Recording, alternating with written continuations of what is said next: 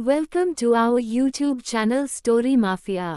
Hello everyone, ये एक new story है, तो अगर आपको ये पसंद आती है और आप चाहते हैं कि मैं इसके और भी एपिसोड अपलोड करूं, तो इस वीडियो पर 300 लाइक्स करवा देना और 300 लाइक्स कंप्लीट होते ही न्यू एपिसोड्स आ जाएंगे। एपिसोड 1। 2 साल बाद अनैशा का घर। अनैशा की दोस्त मीरा ने अनैशा पर गुस्से में भड़कते हुए कहा, देख एनी, मैंने कह दिया तू आज रात हमारे साथ नाइट क्लब चल रही है तो चल रही है, दैट्स इट। आज मैं तेरी कोई बात नहीं सुनने वाली। मीरा खन्ना अनैशा की हम उम्र और उसकी सबसे अच्छी दोस्त थी। अनैशा और मीरा दोनों हाई स्कूल के टाइम से ही एक दूसरे के जिगरी यार जैसे थे। मीरा और अनैशा के करीबी लोग अनैशा को एनी ही कहे के बुलाया करते थे। मीरा की बात सुनकर अनैशा के सुंदर चेहरे पर परेशानी की लकीरें उभर आईं। उसका नाइट क्लब जाने का बिल्कुल भी मन नहीं था।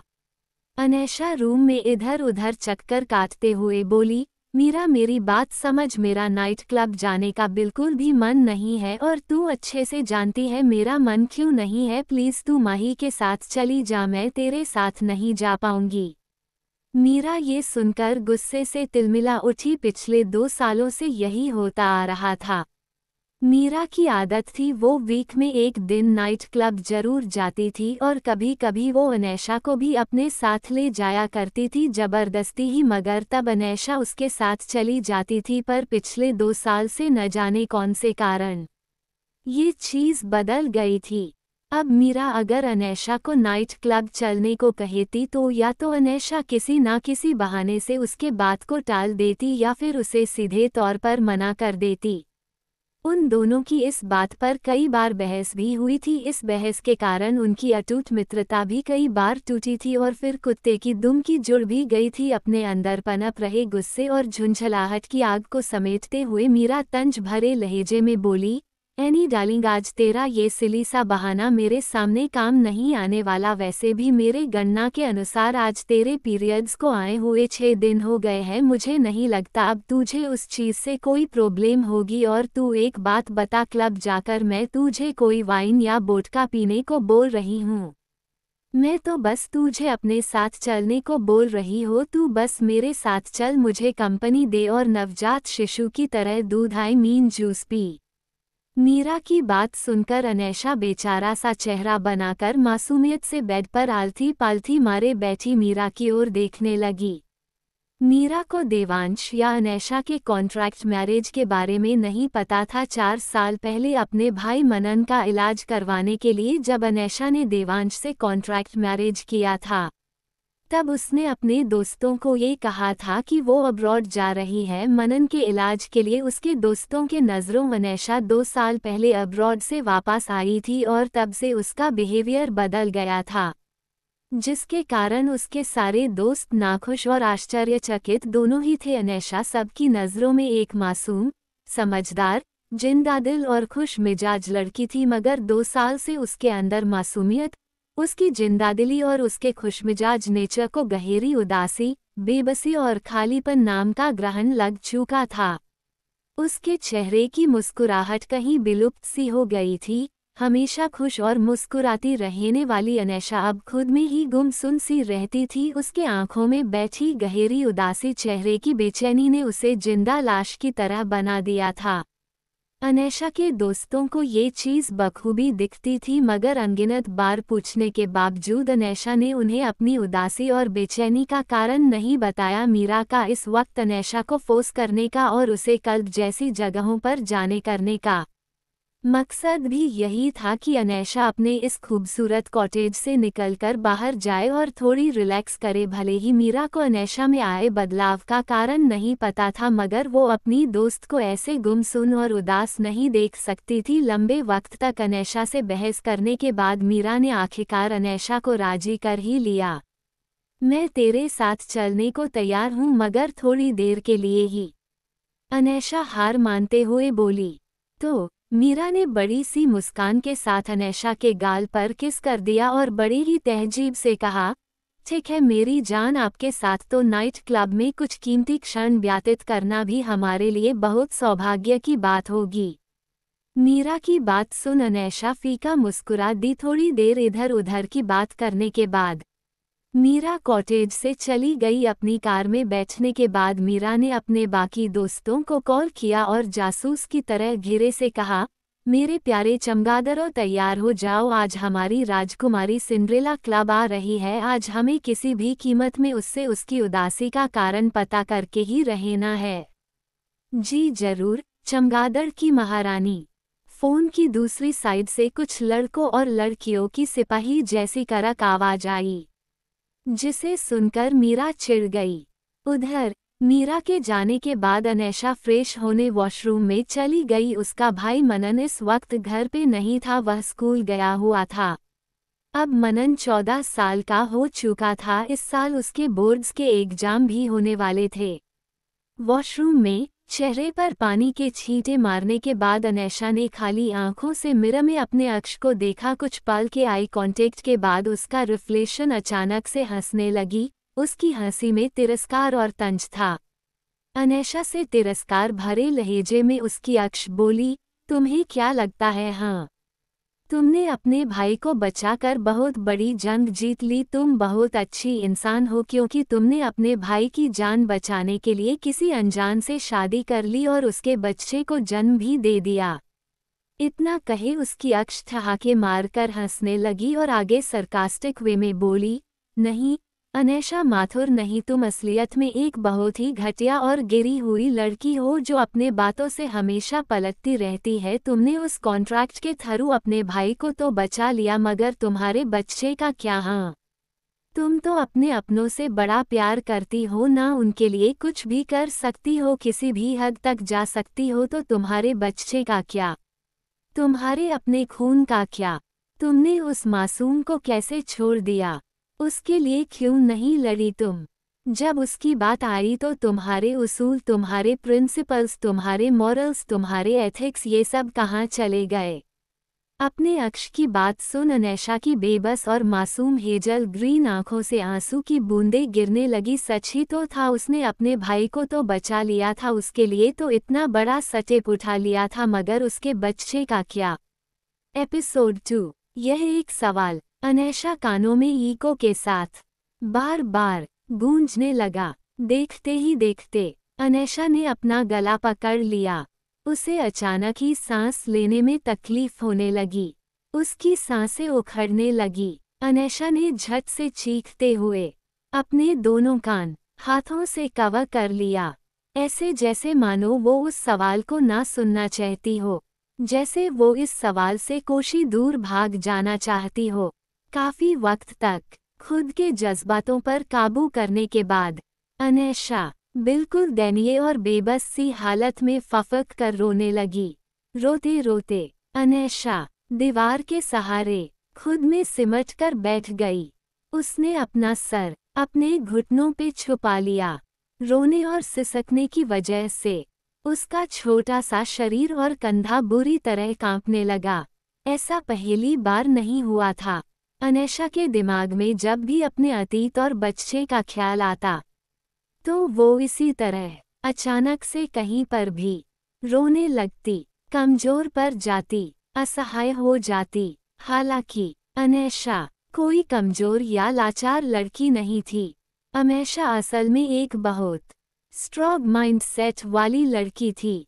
उसने अपनी लाइफ में बहुत कुछ देखा और झेला था, बहुत सफ़र किया। आज की मतलबी दुनिया में उसे बखूबी लड़ना आता था, अपना हक लेने या फिर छीनने भी आता था, मगर अपने बच्चे के मामले में वो बिल्कुल बेबस थी। वो चाहकर भी इस मामले में कुछ नहीं कर सकती थी। 4 साल पहले जब उसका भाई मनन 10 साल का था, तभी उसकी दोनों किडनी खराब हो गई थी। उसे इमीडिएटली इलाज की जरूरत थी, मगर अनैशा के पास तब उसके इलाज कराने लायक पैसे नहीं थे और न ही कोई सहारा था। अनैशा की पूरी फैमिली की डेथ 10 साल पहले ही बड़े ही रहस्यमयी ढंग से हो गई थी। अपना और परिवार कहने के लिए उसके पास सिर्फ उसका छोटा भाई मनन ही था। अनैशा उसे किसी भी कीमत पर खोना नहीं चाहती थी, इसलिए उसने वह कॉन्ट्रैक्ट मैरिज किया, एक तरीके से अपने जिस्म का सौदा किया। हालांकि वो कॉन्ट्रैक्ट मैरिज उतनी बुरी और डरावनी चीज नहीं थी जितना उसने सोचा था। उस कॉन्ट्रैक्ट मैरिज के दौरान अनैशा जब तक देवांश के साथ रही तब तक देवांश ने उसे बहुत अच्छे से ट्रीट किया। एक पत्नी होने का हक, इज्जत, फ्रीडम, सब कुछ देवांश ने उसे दिया था।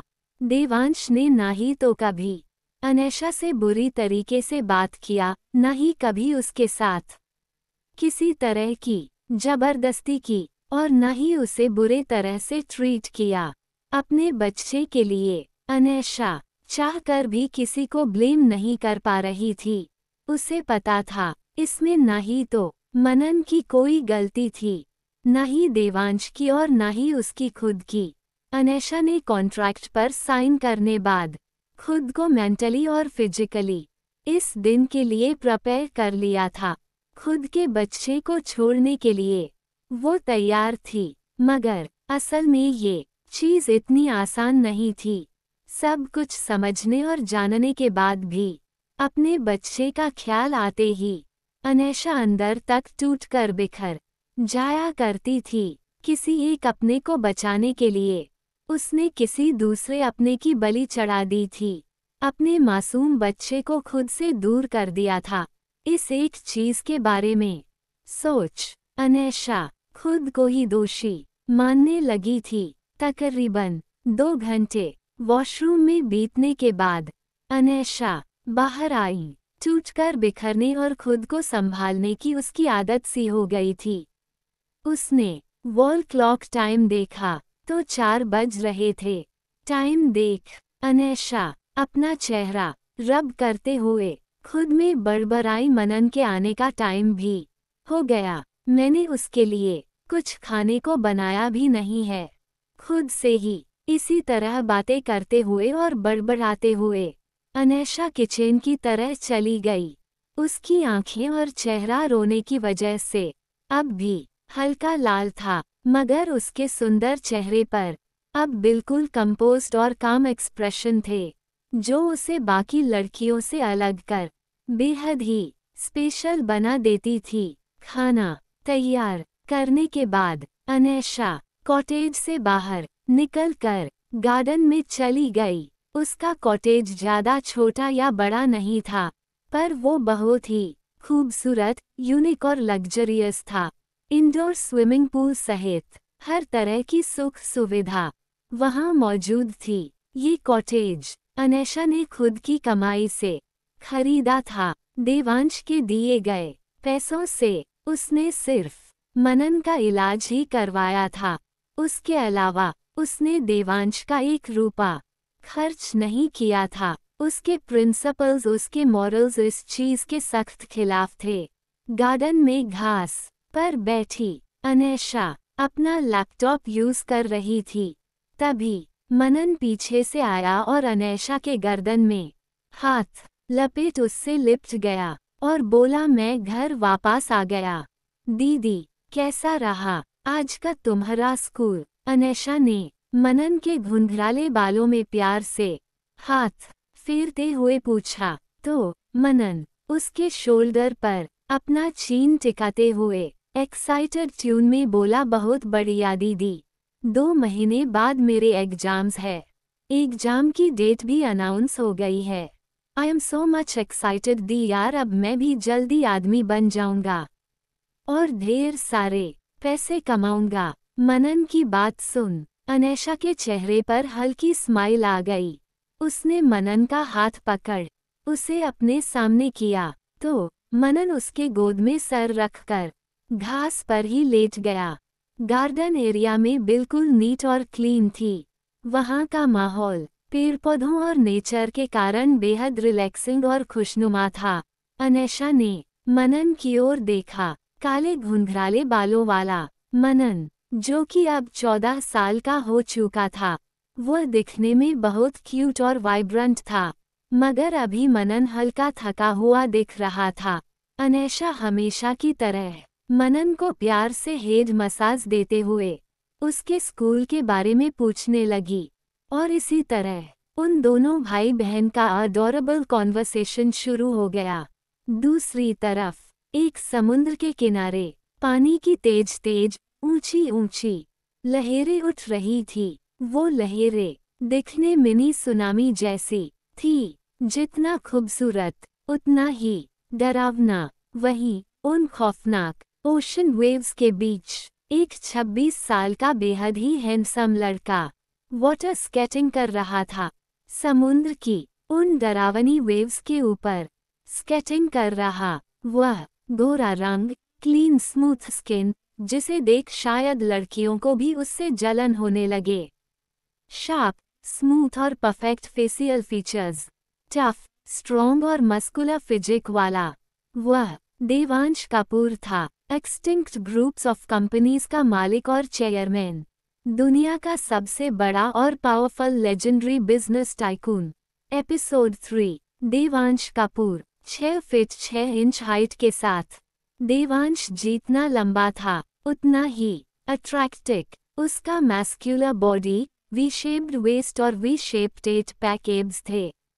उसके बॉडी का हर एक पार्ट किसी खूबसूरत पत्थर की तरह था, टफ और स्ट्रॉन्ग। उसके फेसियल फीचर्स, जॉलाइन बिल्कुल स्मूथ थे, बिल्कुल ऐसे जैसे मानो वो परफेक्शन की डेफिनेशन हो। समुद्र के ऊंचे ऊंचे डरावने लहरों के साथ स्केटिंग बोर्ड से खेलते हुए भी देवांश के चार्मिंग चेहरे पर या आंखों में कोई इमोशन नहीं थे।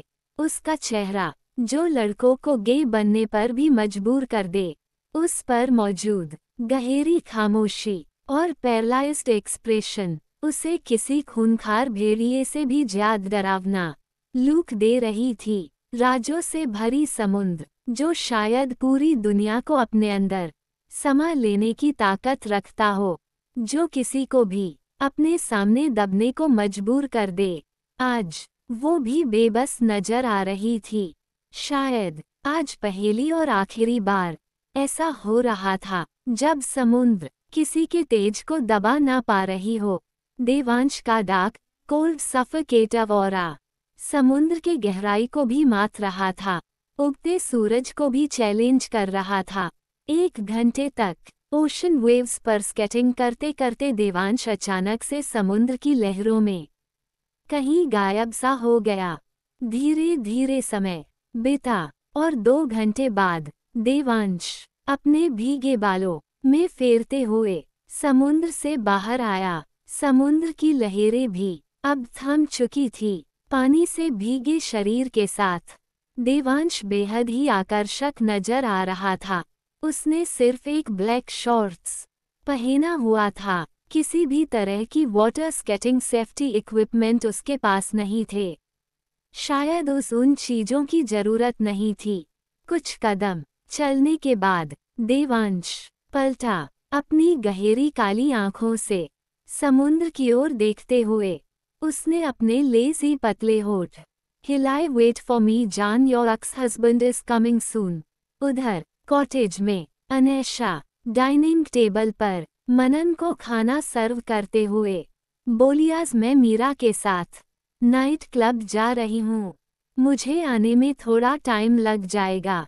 तुम टाइम से डिनर करके सो जाना और ज्यादा रात तक जग के पढ़ाई मत करना।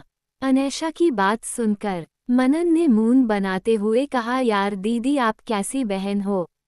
मेरे दोस्तों के घर वाले और बहनें उन्हें हमेशा पढ़ने के लिए फोर्स करते हैं, डांट फटकार लगाते हैं, और एक आप हो, आप तो मुझे ज्यादा से पढ़ाई करने से ही मना करती हो। अनैशा ने मनन की शिकायत सुन मुस्कुराते हुए उसकी ओर देखा। मनन खाने के टेबल पर भी अपने केमिस्ट्री की बुक लिए बैठा था और तोते की तरह पीरियोडिक टेबल रटे जा रहा था। मनन पढ़ाई के मामले में ऐसा ही था, बिल्कुल पढ़ाकू। उसका बस चले तो वो 24 घंटों पढ़ते ही रहे। उसे एक तरीके से पढ़ाई का चस्का लग गया था, जिससे अनैशा हमेशा परेशान रहती थी। अनैशा ने कुछ पल ठहर कर पढ़ाकू मनन के हाथ से बुक ले ली तो मनन बिल्कुल प्राणहीन आवाज में रोंदू सकल बनाकर बोलायनी दी। यार ये सही बात नहीं है। स्वीटहार्ट मैं अच्छे से जानती हूँ क्या सही बात है और क्या नहीं। तुम चुपचाप अभी अपने खाने पर फोकस करो। अपने किताबों, अपने दोस्तों और उनके परिवार वालों के बारे में सोचना बंद करो। अनैशा बोली। मगर मनन ने हार नहीं मानी। उसने कुछ बोलने के लिए मुंह खोला। तभी अनैशा उसे आंखें दिखाते हुए बोली, अब कोई बहस नहीं, चुपचाप खाना खाओ। मनन अब चुप हो गया और अच्छे बच्चे की तरह खाना खाने लगा। अनैशा बुक रखने उसके रूम में चली गई। स्टडी टेबल पर बुक रखने के बाद अनैशा बाहर जाने को हुई। तभी उसकी नज़र वॉल पर लगे अपनी फैमिली फोटो पर गई। अनैशा के कदम एकदम से ठिठक गए। उसके आंखों के सामने एकदम से एक भयानक मंजर आ गया। उसकी फैमिली एक जॉइंट फैमिली थी। उसके परिवार में सबके बीच बहुत प्यार और अपनापन था। मगर उसकी पूरी फैमिली की मौत एक साथ एक दिन बेहद ही खौफनाक और दर्दनाक तरीके से हो गई। उनके मौत का असल कारण अब तक किसी को पता नहीं चला था। उसकी इन्वेस्टिगेशन अब भी चल रही थी। रात का वक्त अनैशा अपने रूम में ड्रेसिंग टेबल के सामने खड़ी अपने बाल हाई पॉनी में बांध रही थी। मनन बेड पर बैठा उसे ही देख रहा था। 5 फीट 7 इंच हाइट के साथ अनैशा लंबाई में ग्रेसफुली लंबी थी। उसकी बॉडी का हर एक पार्ट बेहद ही डेलिकेट और एलिजेंट था। Milky snow white skin, perfect facial features के साथ अनैशा बिल्कुल किसी फेरी तले की राजकुमारी मालूम होती। 22 साल की उम्र में अनैशा किसी टीनेजर की तरह दिखती। एक्सट्रीमली एनर्जेटिक, यूथफुल, फ्रेश और वाइब्रेंट। तैयार होने के बाद अनैशा पलटी और उसने मनन से पूछा, मैंने कैसी दिख रही हूँ?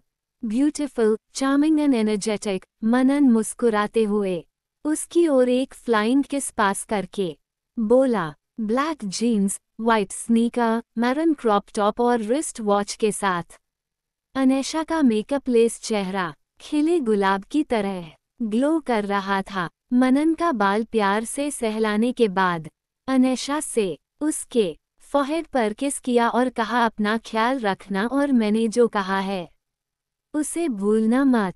हाँ ठीक है, अब आप जाओ और मेरी फिक्र छोड़ो। अब मैं 14 साल का हो गया हूँ, कोई बच्चा नहीं हूँ मैं। मनन नाक सिकोड़ते हुए बोला। थोड़ी देर बाद अनैशा ने गैराज से अपनी कार बाहर निकली और मीरा के बताए गए एड्रेस की ओर बढ़ गई। उसकी कार को जाता देख कॉटेज से कुछ दूरी पर खड़े ब्लैक रंग रोवर कार में बैठे ब्लैक हुडी और मास्क वाले इंसान ने किसी से कॉल पर कहा, वो चली गई है, आगे क्या करना है? ज्यादा कुछ नहीं, बस उसके उस पिद्दी भाई का काम तमाम कर दो। फोन की दूसरी साइड से एक भारी आवाज आई तो मास्क वाला आदमी बोला, ओके। फोन डिस्कनेक्ट होने के बाद उस मास्क वाले आदमी ने एक धारदार तेज चाकू निकाली और कार से बाहर निकल वो चाकू की धार पर उंगली फेरते हुए कॉटेज की ओर बढ़ गया। कुछ ही पलों बाद वह आदमी कॉटेज के अंदर लिविंग एरिया में पहुंच गया। मनन वहीं काउच पर बैठा मजबूरन टीवी में वाइल्ड सेंचुरी देख रहा था, क्योंकि उसकी बहन उस ये देखने का ऑर्डर देके गई थी। मनन को देख उस मास्क मैन के होठों के कोना मास्क के अंदर तिरछे मुड़े। उसने अपना चाकू उठाया और सीधे मनन के पीठ पीछे हमला कर दिया। Episode 4 light star night club के एंट्रेंस पर एक ब्लैक ऑडी का आकर रुकी।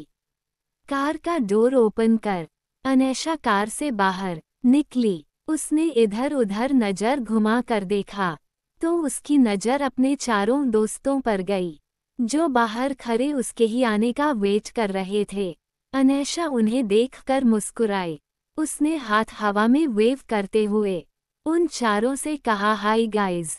अनैशा की पतली और आकर्षक आवाज सुन उन चारों ने पलटकर अनैशा की ओर देखा। वो चारों अनैशा के हमउम्र ही थे। 2 लड़के, जिनमें से एक का नाम अंकित था। अंकित सिंपल ड्रेसिंग सेंस के साथ दिखने और स्वभाव दोनों में ही एक हैंडसम और डिसेंट बंदा था। वहीं दूसरा रोनित चमक धमक वाले कपड़े पहनने वाला ऐसा लड़का था जिसके गर्दन में हमेशा हेडफोन लटका रहता। रोनित अपने अटायर की तरह ही बेफिक्र और कूल बंदा था। वो हैंडसम था और कूल होने के बावजूद कली बालों वाला रोनित किसी चॉकलेट बॉय की तरह दिखता। अंकित और रोनित के अलावा अनैशा की 2 फीमेल फ्रेंड्स भी थी, एक मीरा और दूसरी माही। उन दोनों खूबसूरत बलावों की जुबान बिल्कुल जहर और कैंची का कॉम्बिनेशन थी, करबी और तेज। रोनित ने अनैशा की ओर आते हुए कहा, मोहतरमा आज आप फिर से लेट लतीफ बन गई है। रोनित की बात सुनकर अनैशा मुस्कराई, अपनी कार की डिक्की खोलते हुए। वो बोलिया, जी आप लोग तो जानते ही हैं हमारी कुटिया इस चकाचौंध वाले शहर से कितनी दूर वन में बसा है। अब उस वन से शहर तक के सफ़र में थोड़ा ज़्यादा वक्त लगेगा ही। वैसे हम ज़्यादा लेट भी नहीं है, बस 10 मिनट की देरी हुई है हमें। हाँ, ये बात तो आपने सही कही मोहतरमा, आपकी कुटिया शहर से दूर तो है, पर एक बात और है, आपके उस वन में बसे कुटिया में एक अलग ही सुकून और खुशी मिलती है। वहाँ जाते ही जिगरा तृप्त हो जाता है। रोनित अपने दिल पर हाथ रखते हुए ड्रामेटिक आवाज में बोला, जिसे सुनकर कब से चुप बैठी माही से अब चुप नहीं रहा गया। अपनी आंखें सिकोड़कर उसने अनैशा और रोनित को बारी बारी से घूरा और रोनित के बाल बेरहमी से खींचते हुए कहा, अम्मा सालों अब चुप हो जाओ। अपनी ये बकवास शेरों शायरी और मुजायरे वाली भाषा में बात करना बंद करो, वरना अगर हम अपनी भाषा पर आ गए ना, तो अपने शब्दों से ही हम तुम दोनों जिगरा फाड़ देंगे। माही की बात सुनकर रोनित ने अपना बाल उससे छुराते हुए कहा, पागल चुड़ैल छोड़ छोड़ मेरे बाल, वरना तेरी कैंची जैसी जीभ काट दूंगा मैं। नहीं छोड़ रही मैं, अब तू काट मेरी जीभ, जरा मैं भी तो देखूं हमारे सस्ते कुल बॉय में कितना दम है। माही उसके बोल मजबूती से पकड़ उसे झुलाते हुए बोली। तो अनैशा ने उन दोनों को एक दूसरे से दूर करते हुए कहा, हे गाइस काम डाउन, ये लड़ाई वराई कल हम कॉलेज में कंटिन्यू करेंगे। अभी तुम दोनों ये पॉज करो और ये बुके लो, मैंने ये खुद अपने हाथों से तुम चारों के लिए बनाया है। बुके का नाम सुनते ही माही के कान खड़े हो गए। उसने झट से रोनित को छोड़ दिया और वो चमकती आंखों से अनैशा की ओर देखने लगी। अनैशा एक बहुत अच्छी फ्लोरिस्ट थी, हालांकि ये उसका प्रोफेशन नहीं था, उसे बस गार्डनिंग का शौक था, जिसे वो अपने कॉटेज के गार्डन में रंग बिरंगे फूल, पेड़ पौधे लगाकर और खूबसूरत यूनिक फ्लावर बुके बनाकर पूरा करती थी। अनैशा ने कार की डिक्की से 4 फ्लावर बुके निकाले और उन चारों को देते हुए कहा, इसे अगर तुम सब गमले में डाल दो तो ये पौधे बन जाएंगे और लाइफ टाइम तुम लोगों के पास रहेंगे। अच्छा, इसके फूल क्या ये भी ऐसे ही रंग बिरंगे और खुशबूदार रहेंगे? अंकित से बुके को स्निफ करते हुए पूछा। तो अनैशा बोली, हाँ बिल्कुल, यही तो इनकी खासियत है। मीरा ने अनैशा की बात सुन उसे साइड हग करते हुए कहा, एनी डार्लिंग तू कमाल है, तेरी जैसी मस्त टैलेंटेड बला तो मैंने कहीं देखी ही नहीं। वैसे एनी डार्लिंग तू एक काम क्यों नहीं करती, तू अपना एक और यूट्यूब चैनल क्यों नहीं बना लेती, फ्लावर और गार्डनिंग से रिलेटेड। तुझे तो इन चीज़ों की इतनी नॉलेज भी है और तू इतनी अच्छी बुके भी बनाती है। अरे नहीं यार, अनैशा मीरा की बात सुनकर बोली, अभी कॉलेज की पढ़ाई भी तो है और मुझे ऑलरेडी 3 चैनल्स अकेले हैंडल करने पड़ते हैं। अगर मैंने एक नया चैनल भी खोल दिया फिर तो मेरी पूरी पढ़ाई चौपट हो जाएगी।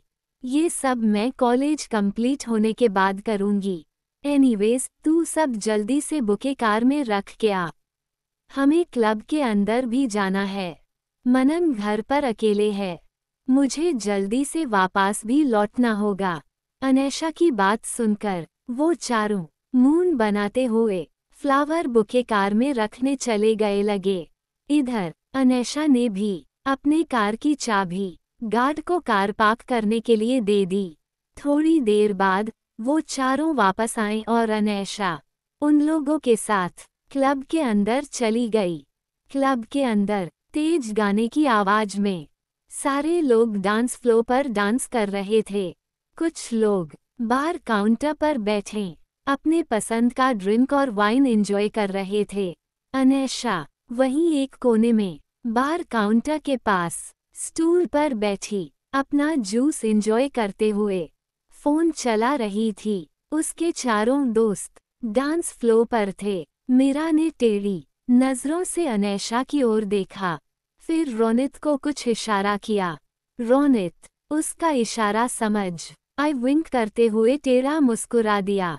उसने एक वेटर को रोककर वाइन और जूस के 2 ग्लास उस वेटर से लिया और मन में शैतानी हंसी हंसते हुए सोचा, एनी डार्लिंग होश में ना सही मगर नशे की हालत में तो तू वो राज खोलेगी ही, हमें बताएगी ही कि तेरे आंखों में दिखने वाली उदासी और बेचैनी का कारण क्या है। तू हमसे वो कारण क्यों छुपा रही है। इतना कहे रोनित ने हल्का सा वाइन जूस की ग्लास में मिक्स कर दिया। अनैशा के पास जाकर उसने जूस की ग्लास अनैशा को देते हुए कहा, एनी ये ले तेरा फेवरेट शुगरकेन जूस। बड़ी मुश्किल से हाथ लगा है शुगरकेन जूस, वो भी क्लब में। अनैशा ने अपनी एक आई ब्राउ ऊपर उठाते हुए पूछा। तो रोनित चिढ़ते हुए बोला, हाँ यार मिल गया तो तेरे लिए ले आया। अब जल्दी से इसे पकड़, तेरे भाई को डांस फ्लोर पर अपना जलवा दिखाने भी जाना है। जलवा दिखाने जाना है वो भी तुझे। क्या बकवास कर रहा तू। अनैशा सरकास्टिकली आई रोल करते हुए बोली। तो रोनित उसे बुरी तरह घूरने लगा। अच्छा ठीक है, तू जाकर अपना जलवा दिखा। And thanks for the juice, Anaisha बोली और उसने जूस की ग्लास उससे ले लिया। रोनित की जाने के बाद अनैशा ने अपने आदत के हिसाब से एक बार में ही पूरे जूस का ग्लास खत्म कर दिया। फिर वो अपना फोन यूज करने लगी। अनैशा की वाइन टॉलरेंस बहुत कम थी, इतनी कम कि उसे 2 बूंद वाइन में ही गहरा नशा चढ़ जाता था। कुछ मिनटों बाद ही अनैशा का सर भारी होने लगा। उसकी आंखें भी नशे से बोझिल हो उठी।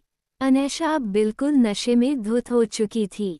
वो अपना माथा एक हाथ से दबाते हुए बरबराई, ये मेरा फोन 2 कैसे हो गए, और मेरे हाथ ये 8 कैसे हो गए। क्या मैं कोई राक्षसी हूँ। इतना कहे अनैशा मासूमियत से अपने तितली के पंख जैसी पलकें तेजी से झपकाने और मटकाने लगी। अनैशा लड़खड़ाते हुए उठने को हुई, तभी वह नशे के कारण उठते के बजाय स्टूल से लुढ़क कर नीचे गिरने लगी। पर इससे पहले वो नीचे गिर पाती, 2 मजबूत हाथों ने उसे हवा में ही कैच कर लिया। एपिसोड 5 अनैशा को गिरने से बचाने वाला अंकित था। अनैशा को ठीक से संभाल कर स्टूल पर बैठाने के बाद अंकित ने अनैशा की ओर देखा। अनैशा की नशे से भरी आंखें और उसका लाल हुआ सुंदर चेहरा देख अंकित के चेहरे पर गंभीर भाव आ गए। उसने तीखी और गुस्से भरी नजरों से अपने आसपास देखा। तभी रोनित फुदकते हुए वहां आया और उसने अंकित से उत्सुकता के साथ पूछा, नशा चढ़ा क्या इसके ऊपर। रोनित की बात सुनकर अंकित की आंखें सिकुड़ गई। उसने शक भरी नजरों से रोनित को घूरते हुए पूछा, तू ऐसा क्यों पूछ रहा है। मैं तो वैसे ही पूछ रहा था। रोनित नजरें चुराते हुए बोला। तो अंकित ने इस बार गुस्से में दांत पीसते हुए रोनित से पूछा। रोनित, मैं जो पूछ रहा हूँ उसका सच सच जवाब दे। क्या तूने कुछ ऐसा किया है जिससे एनी को नशा चढ़ गया है? रोनित अंकित को गुस्से में देख नाक सिकोड़ते हुए चिड़ी लहजे में बोला, हाँ किया है। मैंने उसकी जूस में थोड़ा वाइन मिक्स कर दिया था ताकि उसे नशा चढ़े और नशे में आकर वो हमारे सामने सब कुछ उगल दे, हमें बता दे कि 2 साल पहले ऐसा क्या हुआ था जिसके कारण वो इतना उदास रहती है। एक और बात, मैंने ये अकेले नहीं किया, इसमें मीरा भी मेरे साथ थी। असल में ये प्लान उसी का था, मैंने तो बस इसे एग्जीक्यूट किया है।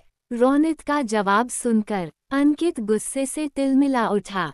उसने रोनित पर गुस्से में बिफरते हुए कहा, इडियट, तेरा दिमाग खराब हो गया है, तू जानता है ना। इतना बोलते हुए रोनित अचानक से रुक गया। उसे अब जाकर इस बात का एहसास हुआ था कि अनैशा शांत है। ड्रंक होने के बाद उसका शांत रहना इस सृष्टि का सबसे बड़ा अजूबा जैसा था, मगर इस अजूबे को होने में अभी काफी वक्त था, क्योंकि अनैशा असल में शांत नहीं थी। वो एक्चुअल में वहाँ थी ही नहीं, वो वहाँ से गायब थी। उन दोनों के बहस का फायदा उठा अनैशा वहाँ से भाग चुकी थी। इस चीज का एहसास होते ही अंकित के चेहरे पर पसीने की बूंदें और शिकन की लकीरें उभर आईं।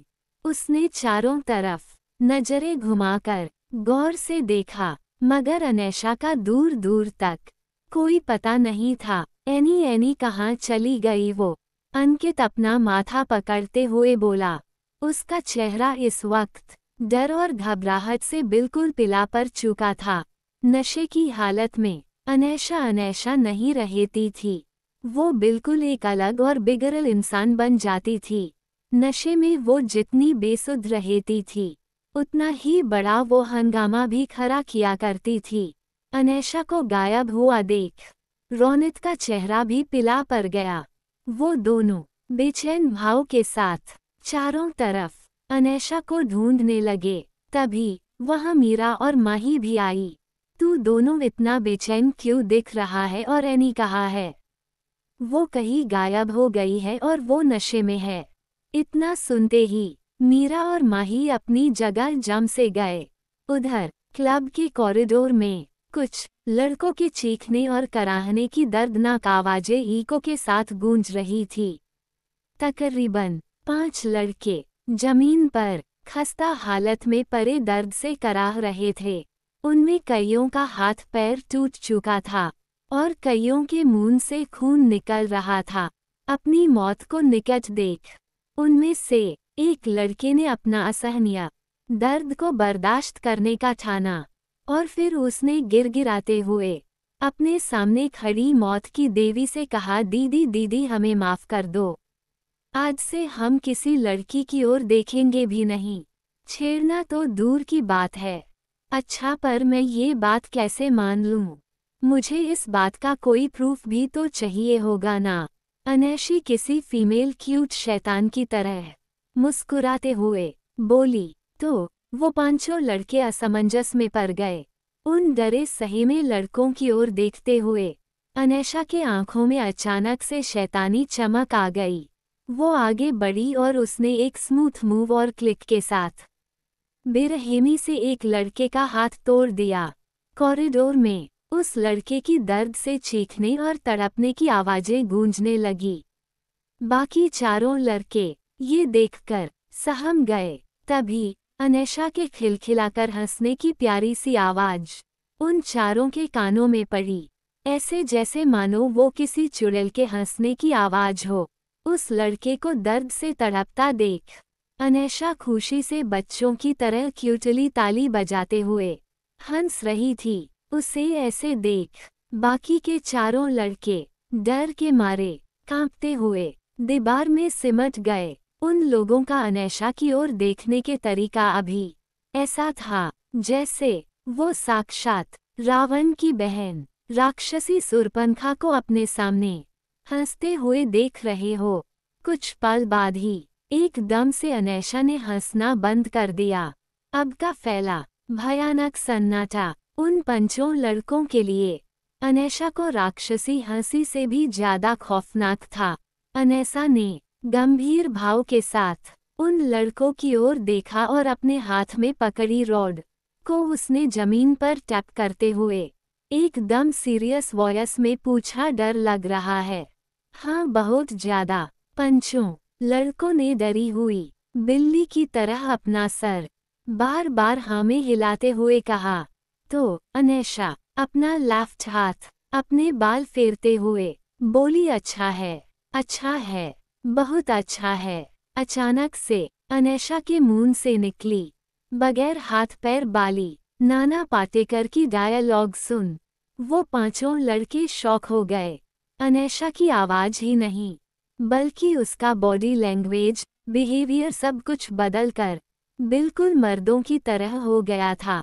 वो शेम नाना पाटेकर की आवाज में उसके फिल्मी डायलॉग्स बोल रही थी और उसी की तरह एक्टिंग भी कर रही थी।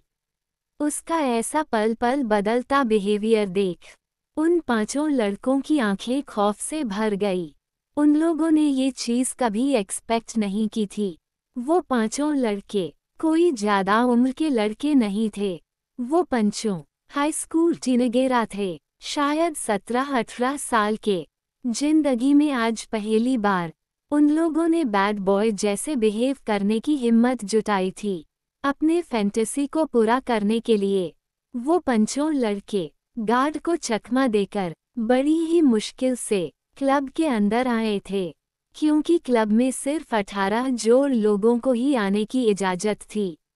जब सुनसान कॉरिडोर में उन्हें नशे में धुत लरखराती हुई अनैशा दिखी तो वो पांचों लड़के उसका क्यूट मासूम चेहरे और नाजुक शरीर देख उसे छेड़ने चले आए थे, क्योंकि ये चीज उन लोगों के फैंटेसी लिस्ट यानी बैड बॉय बनने के लिस्ट में शामिल था। मगर उन लोगों का ये भ्रम अनैशा के करीब आने के बाद अनगिनत टुकड़ों में बिखर गया। उसके करीब आने के बाद अनैशा ने अपना मासूम, नाजुक और क्यूट लड़की वाला मुखौटा उतार फेंका और धारण किया अपना असली भेस यानी सुंदर राक्षसी भेस। एक लड़के ने अनैशा की ओर देखते हुए दूसरे लड़के से फुसफुसा कर कहा, भाई यार, ये लड़की सिर्फ सनकी ही नहीं है, ये तो पोजेस्ड भी है। इसके अंदर पक्का किसी की आत्मा घुस गई है, तभी तो यह ऐसे डरावनी डरावनी आवाजें निकाल रही है। उस लड़के की बात सुनकर बाकी चारों लड़के बुरी तरह घबरा गए। जैसा कि अनैशा का चुड़ैलों जैसा बर्ताव था, उसके हिसाब से उसके पोजेस्ड होने की बात में उन चारों को कोई शक नहीं था। दीदी, एक लड़के ने हिम्मत जुटाकर इतना कहा ही था, तभी अनैशा की नाना पाटेकर की मर्दों वाली आवाज एकदम से बदलकर एक लड़की की प्यारी पतली आवाज में बदल गई। पर इस आवाज को सुन वो पंचों लड़के और भी ज्यादा डर गए। अनैशा की एक्सेंट अब इंग्लिश हो चुकी थी। उसके मुंह से जो आवाज अब निकल रही थी वो वेंसडे की थी। अनैशा रॉड पर अजीब ढंग से अपने नाजुक हाथ फेरते हुए ठीक वेंसडे जैसी पोकर एक्सप्रेशन के साथ बोली, I don't believe in heaven और hell, but I do believe in revenge. इतना बोल अनैशा ने डीप स्मिक के साथ अपने कदम उन पंचों लड़कों की ओर बढ़ा दिया। उसका हर एक कदम उन पांचों लड़कों को मौत के कदम की तरह दिख रहा था। एक लड़का ने तो अब डर के मारे अपने पैंट में टॉयलेट भी कर दिया था और दहाड़ मार कर बुरी रोते रोते उस लड़के ने कहा, नहीं नहीं, वेंसडे नहीं, ये तो उस नाना पाटेकर से भी ज्यादा खतरनाक है। प्लीज ये नहीं, प्लीज नाना पाटेकर ही वापस आ जाओ, प्लीज ये वेंसडे नहीं। हे भगवान, ये सुंदर लड़कियां हमेशा इतनी भयानक ही क्यों होती है? इस सुंदर लड़की को देखकर तो मुझे अपनी एक्स गर्लफ्रेंड की याद आ गई। सुंदर राक्षसी। बाकी के चारों लड़के भी उसका साथ देते हुए अनैशा को रोकने के लिए कुछ कुछ बोलने लगे और रोते हुए गिरगिरा कर नाना पाटेकर के वापसी की रिक्वेस्ट करने लगे। मगर बावजूद इसके अनैशा नहीं रुकी। बस अब उसके वेंसडे वाले डायलॉग्स बदल गए थे।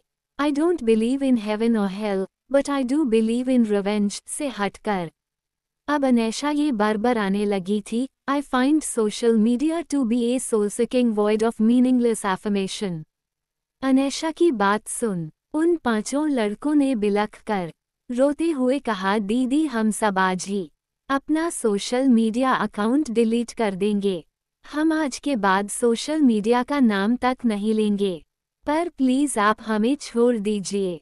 अनैशा ये सुनकर भी नहीं रुकी, जिसे देखकर एक लड़के के दिमाग में न जाने क्या आया कि वह अचानक से हनुमान चालीसा पढ़ने लगा।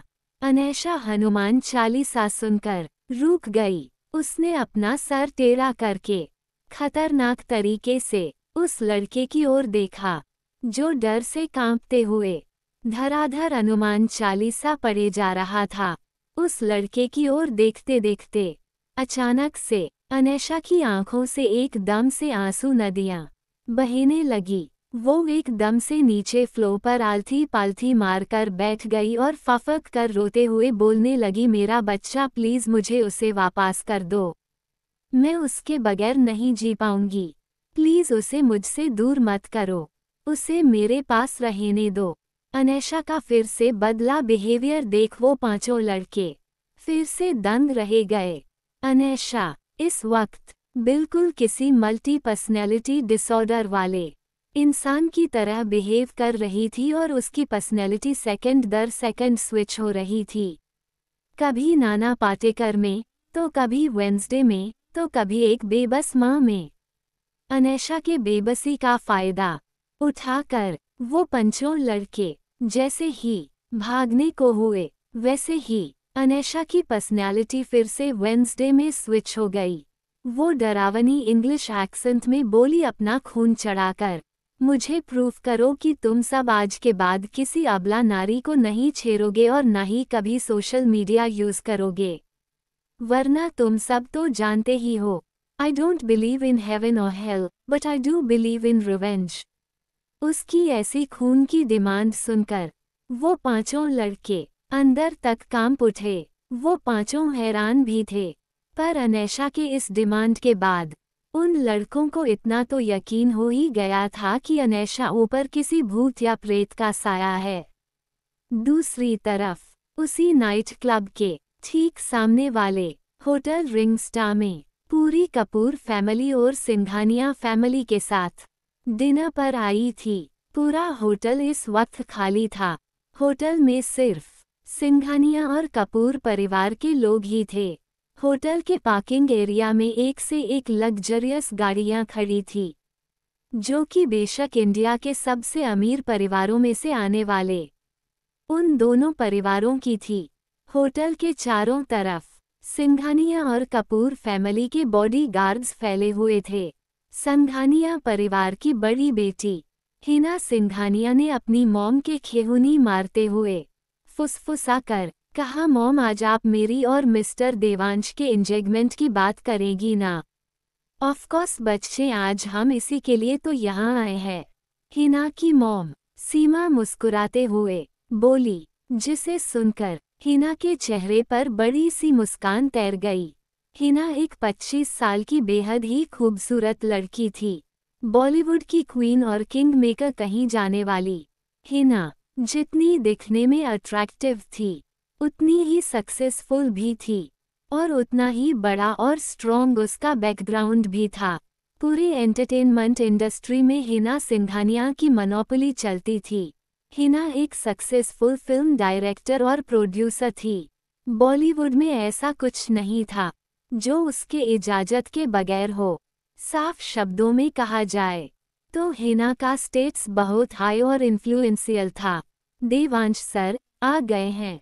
होटल के स्टाफ के मुंह से ये बात सुनते ही हिना के चेहरे पर बड़ी सी स्माइल आ गई और उसका चेहरा हल्का लाल हो गया। गाइस, नेक्स्ट एपिसोड के लिए लाइक का टारगेट 300 है। जैसे ही 300 लाइक्स हो जाएंगे तुरंत अगला एपिसोड आ जाएगा। तो अगर आपको जल्दी से नेक्स्ट एपिसोड चाहिए तो वीडियो को अभी लाइक करो। Thanks for watching.